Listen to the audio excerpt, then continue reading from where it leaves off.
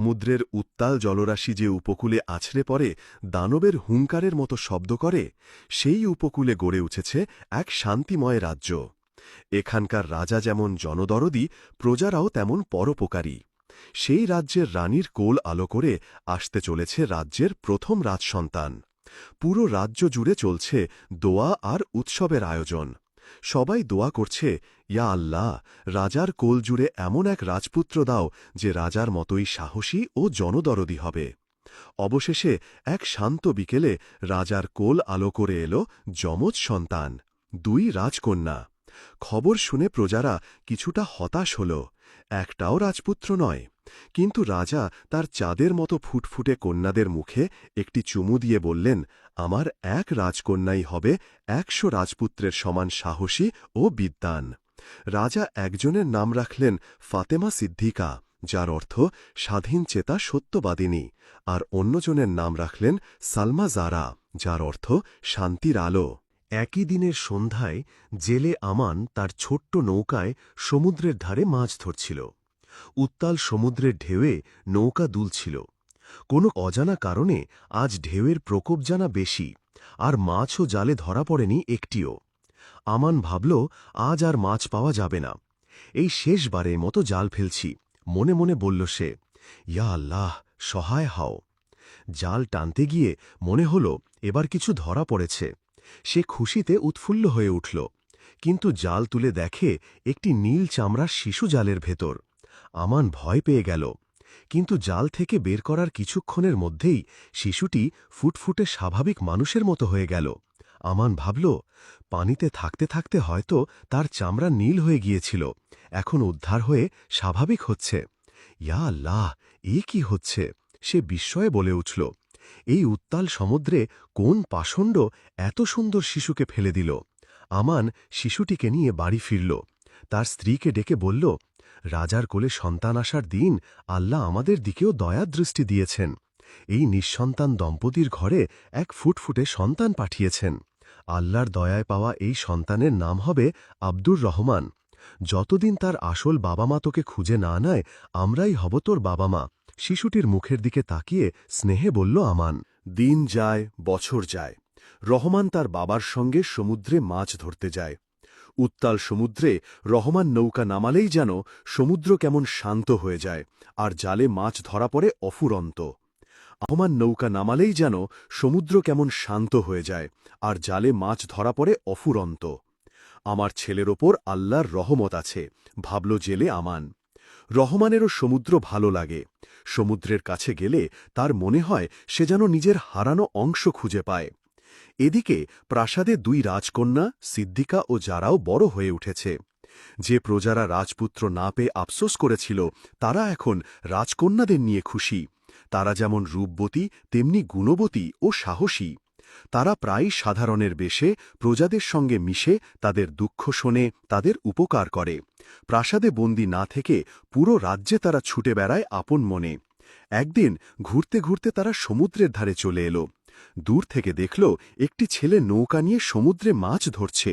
আশ্চর্যের বিষয়, নৌকার পাশে একটি বিশাল তিমি ভাসছে, আর ছেলেটি যেন তার সঙ্গে কথা বলছে। তারা বিস্ময়ে হতবাক হয়ে গেল। সমুদ্রের ধারে গিয়ে ডাকল, এই ছেলে, শোনো। ছেলেটি এগিয়ে এলো।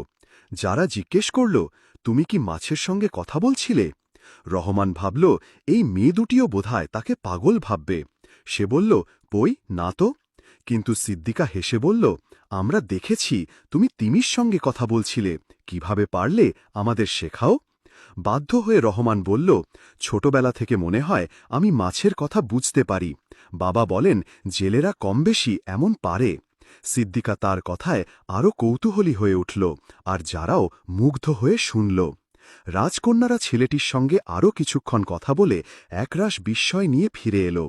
তারা জানে মাছের সঙ্গে কোনো মানুষ কথা বলতে পারে না, কিন্তু রহমানের হাসিমুখ আর সহজ কথায় সিদ্দিকার মনে কেমন একটা ভালো লাগা জাগল।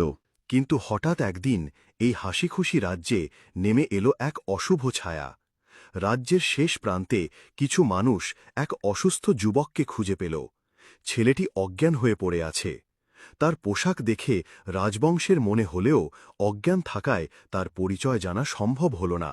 রাজ্যের পরোপকারী মানুষেরা অসুস্থ যুবককে পড়ে থাকতে দেখে তড়িঘড়ি হাকিমের কাছে নিয়ে গেল। হাকিম পরীক্ষা করে বললেন, দীর্ঘদিন অভুক্ত থাকায় সে অসুস্থ হয়ে পড়েছে, চিকিৎসা করলেই সুস্থ হয়ে যাবে। তাকে খাবার খাওয়ানো হল, শক্তিবর্ধক ভেষজ ওষুধ দেওয়া হল। ধীরে ধীরে যুবকটি সুস্থ হয়ে উঠল।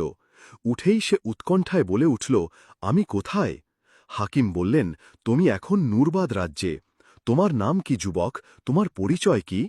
কিন্তু ছেলেটি বলল, এক্ষুনি আমাকে রাজার কাছে নিয়ে চলো, আমার কাছে জরুরি খবর আছে। হাকিম তাকে তোমার নাম কি যুবক, তোমার পরিচয় কি? কিন্তু ছেলেটি বলল, এক্ষুনি আমাকে রাজার কাছে নিয়ে চলো, আমার কাছে জরুরি খবর আছে। হাকিম তাকে রাজার দরবারে নিয়ে গেল। রাজার বিশাল দরবার কারুকাজে মণ্ডিত, আর সিংহাসনে বসে আছেন রাজা, তার দুই পাশে রাজকন্যা সিদ্দিকা ও যারা।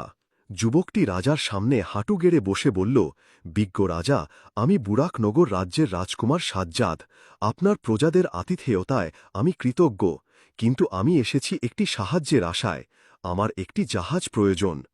রাজা হেসে বললেন, হে যুবক, আমি তোমার রাজ্যের কথা আগে শুনিনি, কেনই বা তোমাকে বিশ্বাস করব, আর কেনই বা সাহায্য করব? সাজ্জাদ গম্ভীর কণ্ঠে বলল, বিজ্ঞ রাজা, পৃথিবীতে এক ভয়ঙ্কর প্লেগ ছড়িয়ে পড়েছে, সেটি আস্তে আস্তে এদিকে ধেয়ে আসছে। কোনো হাকিম, কবিরাজ বা দরবেশ এর সমাধান দিতে পারেনি। আমার রাজ্যের সব মানুষ অসুস্থ হয়ে পড়েছে।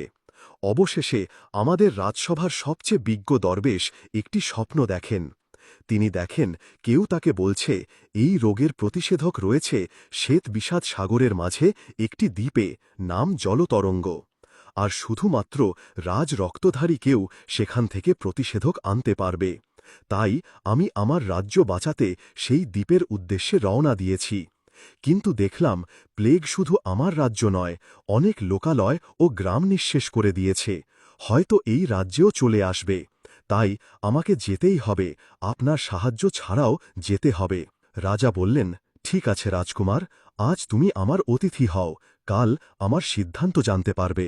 সাজ্জাদ রাজার অতিথি হল। কিন্তু পরদিন সকাল হতেই হাকিম ছুটে এলেন রাজদরবারে। রাজামশাই, রাজকুমারের কথা সত্যি হচ্ছে, রাজ্যে সেই ভয়ঙ্কর প্লেগ চলে এসেছে, প্রজারা অসুস্থ হয়ে পড়ছে। রাজকন্যা সিদ্দিকা ও যারা রাজ্যে ঘুরে বেড়াচ্ছিল ছুটে এসে বলল, বাবা, প্রজাদের মধ্যে এক ভয়ঙ্কর অসুখ ছড়িয়ে পড়ছে, রাজ্যের কি হবে এখন? রাজা দ্রুত সাজ্জাদকে ডেকে পাঠালেন। তোমার কি কি লাগবে বলো। সাজ্জাদ বলল, শুধু একটি জাহাজ লাগবে, কারণ স্বপ্নে শুধু রাজরক্তের কথা বলা হয়েছে, তাই অন্য কাউকে নিয়ে গিয়ে তাদের বিপদে ফেলতে চাই না। রাজা হুকুম দিলেন, সাজ্জাদের জন্য ছোট কিন্তু সবচেয়ে দ্রুতগামী ও শক্তিশালী জাহাজ প্রস্তুত করো। সাজ্জাদ নৌবন্দরের দিকে রওনা দিল। রাজাকে বলে গেল, দোয়া করবেন যেন আমি সফল হই। রাজা বললেন, আল্লাহ তোমার সহায় হন হে সাহসী রাজকুমার। সাজ্জাদ চলে গেলে